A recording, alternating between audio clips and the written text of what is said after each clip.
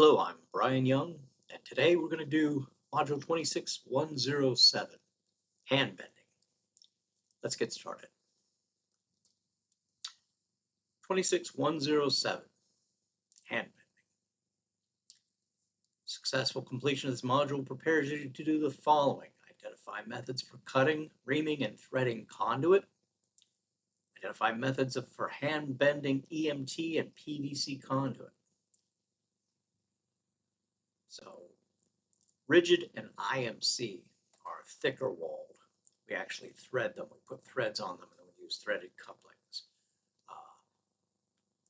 EMT is called thin wall. It's tube. We do not thread it. It's too thin to thread. And PVC, we don't thread it, but we do have male adapters that we can glue on. Performance tasks. Under supervision, you should be able to do the following. Cut, ream, and thread conduit. Make 90-degree bends, back-to-back bends, offsets, and saddle bends using a hand bender.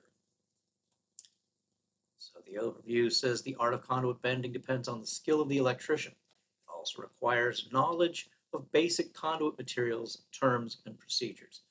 Practice, knowledge, and training will help you gain the skills necessary for proper conduit bending and installation. This module describes methods for hand bending conduit. It covers 90-degree bends, back-to-back bends, offsets, and saddle bends. It also describes how to cut, ream, and thread conduit.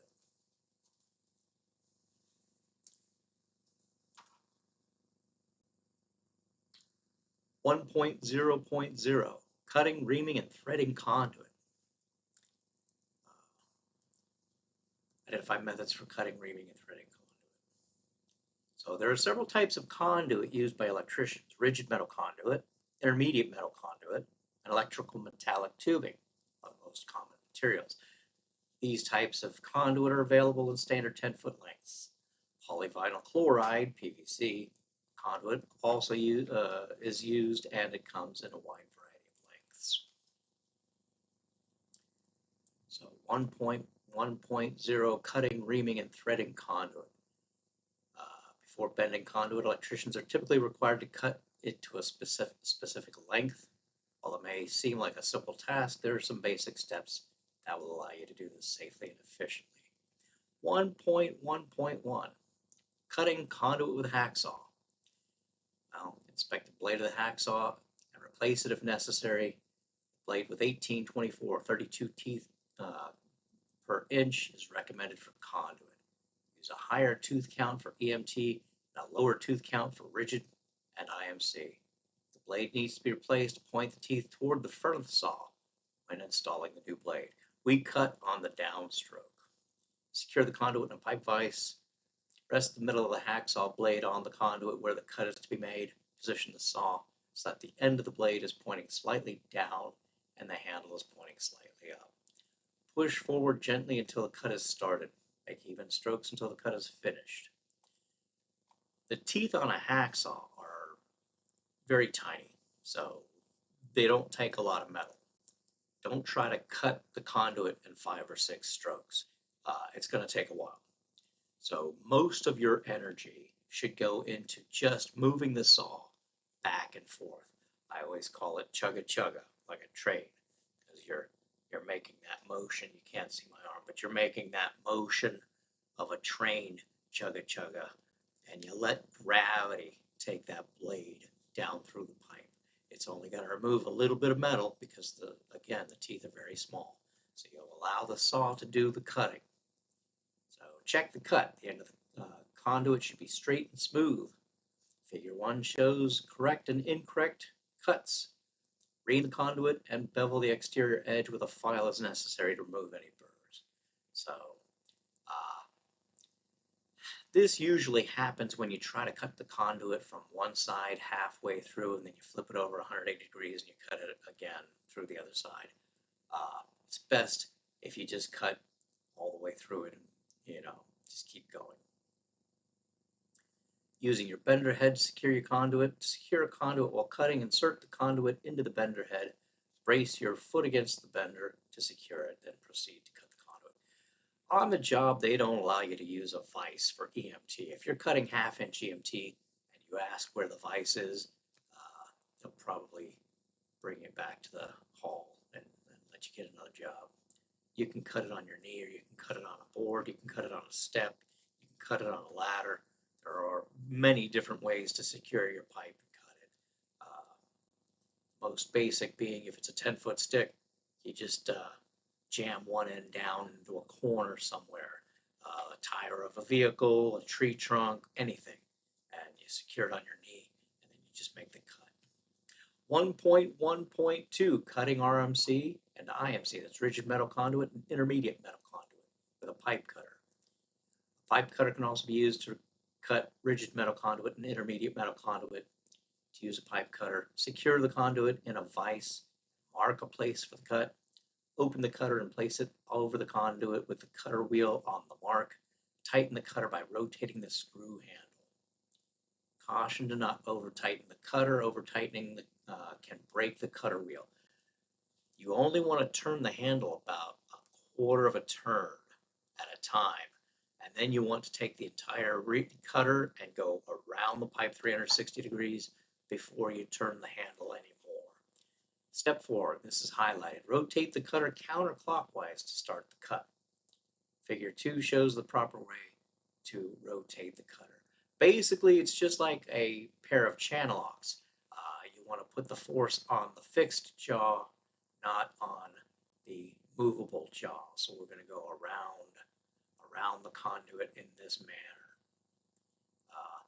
If he flipped this over, he could go the other way, but you want to be cutting it so that the wheel is being led around the pipe. It's not pushing around the pipe.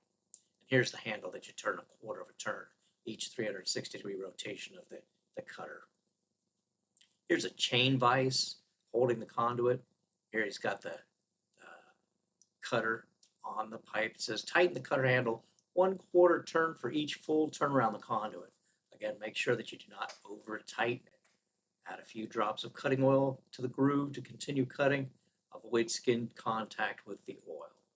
When the cut's almost finished, stop cutting and snap the conduit to finish the cut. This reduces the ridge that can be formed on the inside of the conduit. Clean the conduit and cutter with a shop towel or rag. Ream the conduit. 1.1.3, reaming the EMT conduit.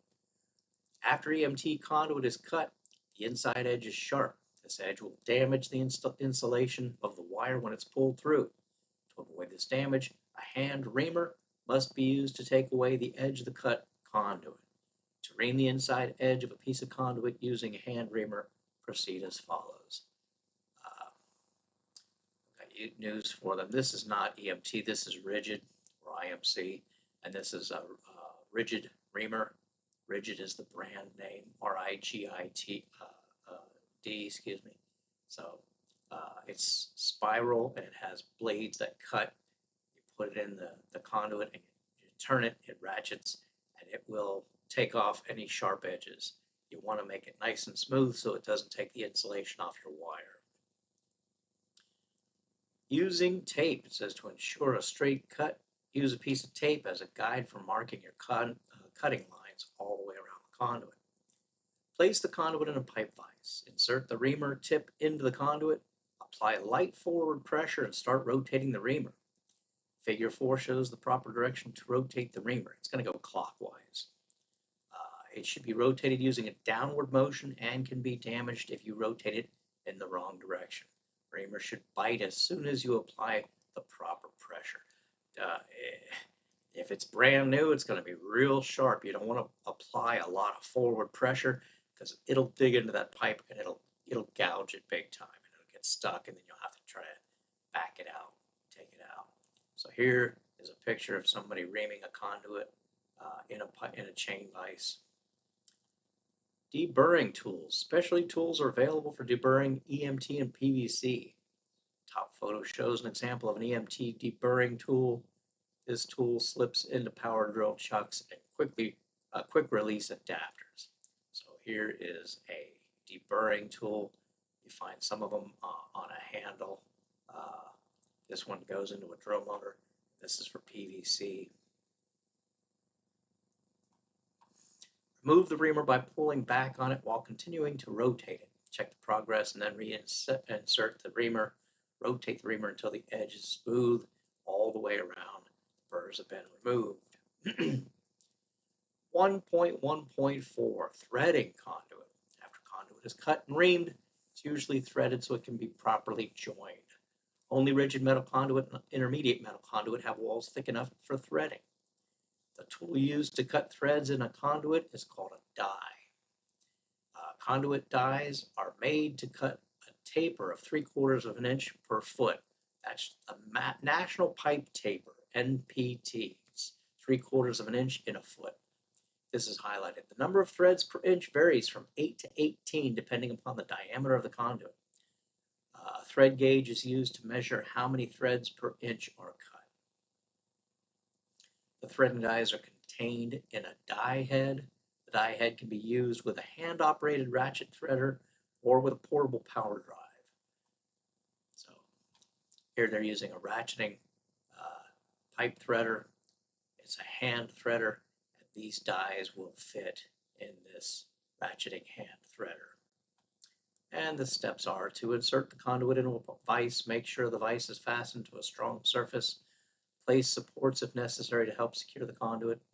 So determine the correct die and head. Inspect the die for damage such as broken teeth. Never use a damaged die. Insert the die securely in the head. Make sure the proper die is in the appropriately numbered slot on the head. So they've numbered these slots 1, 2, 3, 4. We can't see it in this picture, but 1, 2, 3, 4. And then the dies themselves have corresponding numbers 1, 2, 3, 4. They have to be in the proper order in order to properly thread the conduit. So when you replace these, if they break or if they're dull or old and you get a new set of them, be very careful with these dies. They're over $100 for a set. When you put them in, make sure you put the number 1 die in the number 1 slot, the number 2 die in the number 2 slot, number 3 die in the number 3 slot, number 4 die in the number 4 slot. It says cut the threads to the proper length. Make sure the conduit enters the tapered side of the die. Apply pressure and start turning the head. You should back off the head each 1/4 turn to clear away chips. Remove the die when the proper cut is made. Threads should be cut only to the length of the die. Overcutting will leave the threads exposed to corrosion. So when I get right to the edge of this die with the front of the conduit, when this thread's on all the way up to here, that's where I stop. And then I put it in reverse and I take it back off again. And you should oil it as you cut your threads. Inspect the threads to make sure they're clean, sharp, and properly made. Use a thread gauge to measure the threads. The finished end should allow for a wrench-tight fit with 1 or 2 threads exposed. It says the key to threading conduit is to start with a square cut. If you don't get it right, conduit won't thread properly. And use a sandbox or drip pan underneath the threader to collect drips and shavings. Conduit should be reamed again after threading to remove any burrs and edges. Cutting oil must be swabbed from the inside and outside of the conduit. 1.1.5 Cutting and joining PVC conduit. You might already know this. We're going to use glue to join PVC. You can easily cut PVC conduit with a fine-toothed handsaw or a handheld PVC cutter. Handheld cutters should only be used to cut smaller trade-size PVC. To ensure square cuts, use a miter box or similar device for cutting 2-inch and larger PVC. Smaller diameter PVC, up to 1.5 inches, can be cut using a PVC cutter. When using a saw to cut PVC, a rough edge may remain on the inside and outside of the conduit. According to the NEC, these rough edges must be removed before connecting it to another piece of conduit. So here he's using a miter saw, even though he's not using the miter box, and he's going to cut that at a good 90-degree angle. Warning, solvents and cements used with PVC are hazardous. Wear gloves and eye protection and always follow the product instructions. Ensure that the area is well ventilated. So Cut the PVC conduit to the appropriate length and remove any burrs. Wipe all the contacting surfaces clean and dry. They actually have a pipe cleaner if you need it. It's a chemical, it's alcohol based, so it evaporates. But you can put that on the pipe. It's probably more like acetone, not alcohol, but you can clean the surfaces of the PVC and the coupling, and then the glue will adhere much better. Apply an even coat of PVC cement to the end of the conduit and the fitting or belt end of another conduit. Press the conduit and fitting together with a twisting motion until the conduit bottoms out. Then rotate about a half a turn to evenly distribute the cement. Avoid any cement buildup inside the conduit. You've only got about 10 to 15 seconds to make any corrections. So once you put the glue on, put the pipes together and rotate them to spread the glue evenly, and then leave it alone for a minute, 60 seconds. Let that glue set. Note, cementing PVC must be done quickly. Oh, there you go. The aerosol spray cans of cement or the cement brush combination are usually provided by the PVC manufacturer. Make sure you use the recommended cement. And it says if a conduit reamer is not available, use a half round file with a handle attached to the tank. If you don't have a reamer and you're using PVC pipe, you can take your pocket knife and just run it on the inside of that PVC, and it'll get rid of any sharp edges. Make sure you don't dig into the pipe. Okay, I'm no longer doing the review questions. Some instructors like to go over that with their students or have their students look up the answer themselves. So when EMT conduit is cut, it must be reamed, measured, fastened, or threaded. Which type of conduit can be threaded for electrical installations? PVC, FMC, RMC, ENT. I'll let you decide. Okay, I'm going to go on to section 2. 2.0.0, hand bending conduit. Identify methods for hand bending EMT and PVC conduit. Describe the steps and tools used to bend EMT and PVC. Explain how to make 90-degree and back-to-back bends. Describe how to calculate and make offset bends. Conduit bending is an essential skill for electrical workers. By using hand benders, electricians are able to install conduit around curves and corners. Proper bending techniques are important because conduit must keep its round shape even when bent. If the conduit isn't round, you won't be able to pull wires through it. If bending is performed improperly, the conduit may even flatten or kink. Bending's a skill like anything else. Practice will lead to better results, but use plenty of foot pressure. You'll see what I mean here in a minute. Bending tools vary based on the type of conduit. Table 1 identifies the NEC sections where you can find the requirements for making bends in different types of conduit. So, intermediate metal conduit, section 342.24, rigid metal conduit, 344.24, PVC is section 352.24, and EMT is 358.24. Notice that each section is 0.24 for bends how made. Hand benders are convenient because they are portable and don't require electrical power. Most hand benders are sized to bend rigid metal EMT of corresponding sizes. Usually it's a size smaller for the rigid, so you can bend 3/4 inch EMT or 1/2 inch rigid. You can bend 1 inch EMT or 3/4 inch rigid. So it's always a size smaller. This is saying this does 1/2 inch thin wall, and this one does 1/2 inch rigid or 3/4 inch thin wall. And I think this one was supposed to say 3/4 inch rigid or 1 inch thin wall. 2.1.0, bending EMT and PVC. Hand benders have a shape that supports the walls of the EMT conduit as it's being bent. Heating units allow PVC conduit to become malleable for bending. So you can actually heat that up. You can use a torch, you can use a heater, you can a hot box. They have some boxes that have almost like an antifreeze in it that gets above 300 degrees, and it only takes a minute and a half for the PVC to get soft enough to be bent, and you can put sizes up to 4-inch PVC in that box. Benders are used to make various bends in smaller sized conduits, half inch and a quarter, or metric designators size 16 to 35. Because the outside diameter of rigid metal conduit is slightly larger than the corresponding size of EMT, a single hand bender can bend either 3/4 inch EMT or half-inch rigid. Likewise, the next larger size of hand benders will bend either 1-inch EMT or 3/4 inch rigid. Table 2 shows the outside diameter measurements for the different types of conduit. So here's EMT outside diameter, here's rigid metal conduit outside diameter, and you can notice the 3/4 inch EMT is 0.922, and that's close to the rigid half-inch 0.840.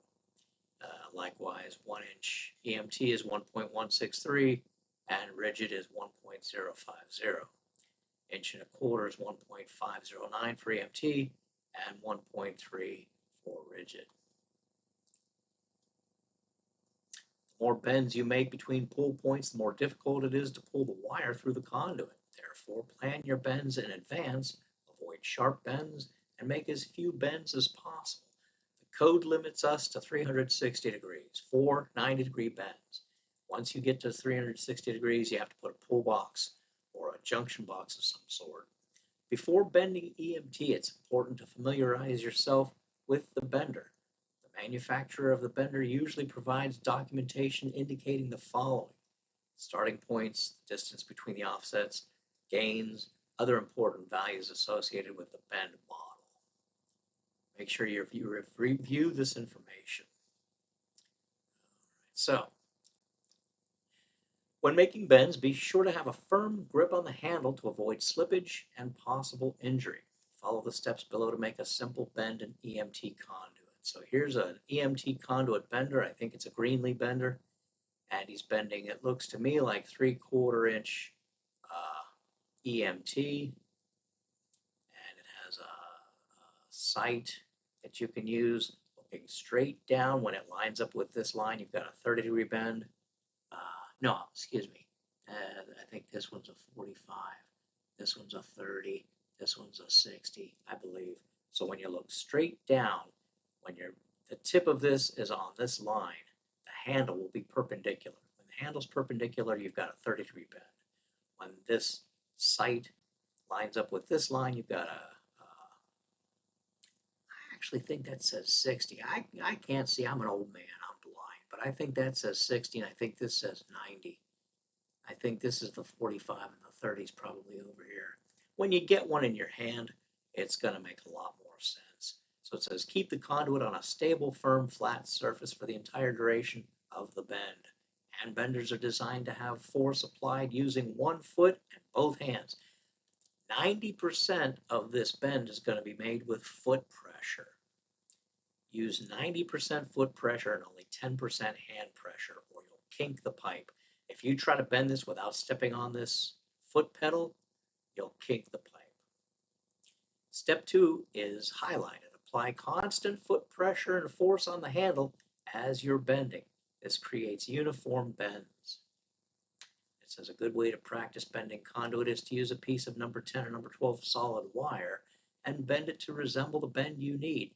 This gives you some perspective on how to bend the conduit. It will also help you anticipate any problems with the bends. So don't allow conduit to rise up, and don't bend conduit on soft ground.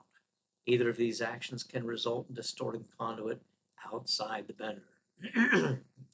Using a hickey, a tool that's sometimes confused with a hand bender, is called a hickey. Hickey bender. It's used to bend conduit but forms the bend as well as the radius. While hickey benders are similar to hand benders, they're used for different purposes. A hickey bender is designed to create a segment bend. A segment bend is a large bend formed by multiple short bends or shots. It also can be used for conduit stub-ups in slabs and checks. Now this is highlighted. It says, however, Hickey benders function differently and are used with rigid metal conduit and intermediate metal conduit only. So this is what a Hickey looks like. When a Hickey is used to bend conduit, the bend and the radius are formed. When using a Hickey, be careful not to flatten or kink the conduit. Kinks are created by trying to bend the radius that's too small. Remember that Hickeys should only be used with rigid metal conduit and intermediate metal conduit because very little support is given to the walls of the conduit when bending. There's a kink. That's what you don't want. If you try to use a Hickey on EMT, you're going to kink it. To use a Hickey, make a small bend of about 10 degrees. Move the Hickey to a new position. Make another small bend of equal dimension. Continue this process until you complete the bend. And if you're real good at it, you'll see that if you're using 10 degrees, you're going to need 9 bends to make a 90. And if you're using, if you're using 9 degrees, it's going to take 10 bends. If you're using 5 degrees, it's going to take 18 bends. But the more bends you use, the smoother the radius will be. 2.1.2 Bending PVC. PVC conduit, including the fittings, is commonly available in sizes from 1/2 inch to 6 inch. In many cases, PVC conduit is used with cemented rigid elbows available at angles of 11 1/4 up to 90 degrees. Elbows with a longer radii are called sweeps. A watertight flexible elbow is also available in 1/2 inch to 6 inch sizes. As with the conduit elbows, elbows are available with one or both ends belled or plain. The belled ends eliminate the need to use couplings.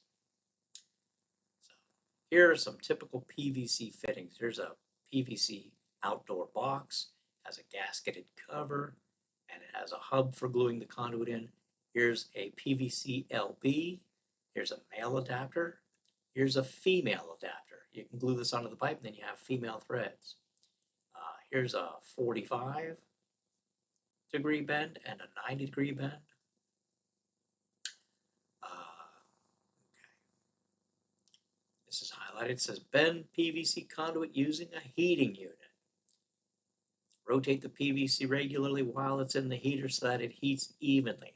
After heating the PVC, remove it and bend the PVC by hand. If you've ever been in a 7-Eleven or a Circle K, and you've seen those hot dog vendors where the hot dogs very slowly turn, they're keeping the hot dogs from burning on one side. That's exactly what you want to do here. This has a heating element in it. You plug it in and turn it on, and you put your PVC up to 4 inch inside. I don't even know if this takes 4 inch, but it may only take up to 2 inch. Whatever size you can get in here. You put the conduit in, and after only about 60 seconds or so, you want to rotate the conduit. Here, let me see. There you go. So here I am. I got my hand on the conduit coming out, and I'm just going to rotate it. Actually, I'll go the other way. I'll rotate it. I'll let it sit for a little while, and then I'll rotate it. About every 30 seconds or so, we're just going to give it a little turn, a little turn, a little turn. And after about 3 minutes, 4 minutes, we're going to see something happen down on the other end. Here, hold on. Okay, let me see if I'll use green. So here is our hot box.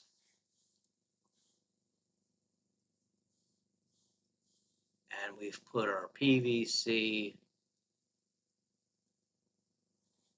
through a hole in the side of the hot box. And like I say, every 30 seconds or so, we're going to rotate this about a 1/4 of a turn or so. Every 30 seconds, just rotate it, rotate it, rotate it, until you see something happen over here. Wait, I don't know if I can do this, or I'm going to try. Let me see if I can do this. over here, you're going to see this end start to droop slowly. When it starts to droop, it's telling you it's heated up. And when you rotate it 180 degrees, you'll see for just a second this is going to be up in the air, and then it's going to start drooping, drooping, drooping. And when it gets nice and droopy, when you rotate this 180 degrees and this thing flops down to the ground, it doesn't even stay up anymore. When it's flopping on both ends, take it out. It's time to bend it. And it works really well if you have a template. Like you can take wood if you need to make a 90. You could take some wood and you can nail it together on the job and make yourself a little template. If you have a plywood or a workbench, and then when you take this conduit out, you lay it down real quick. Oops. You lay it down and you let it make a nice easy sweep in the conduit like that. Make a nice easy sweep. Here, let me clean this up a little. And then you'll have to let it sit for a minute while it cures, while it gets hard again. If you have wet rags, water, you can put wet rags on this and they will cool it off a lot quicker and it'll become rigid. It will maintain that 90 degree. So now you can take your pipe out of your template and it'll maintain this really nice shape. I've been known to dig a trench in the soil with my foot because I didn't have anywhere that I was working. So I dug myself a nice little trench with the heel of my work boot. And in this little trench, you guessed it, when my PVC was nice and loosey-goosey, I threw it into this trench. You throw it in and you push it down into the soil, making sure that it has a nice sweeping bend on it. And then you take your rags and you cool it off. And now you've got yourself a nice little 90. Know that when this comes out of the heater, it's real hot. Go figure. You can't barehand it. You're going to have some leather gloves or something in order to, oh, I see. I like to do that. I like to draw pictures. I like to draw pictures where I'm actually in the way. I don't know why I do that. Let me see if I can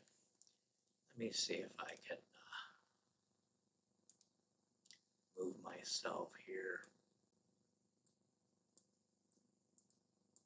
No, I can't seem to move myself. Let me see if I can make myself disappear completely. There you go. So this is what I was drawing behind myself. I dig this little trench with the heel of my boot, and then I throw this down. I put the PVC in that trench, and then I cool it off.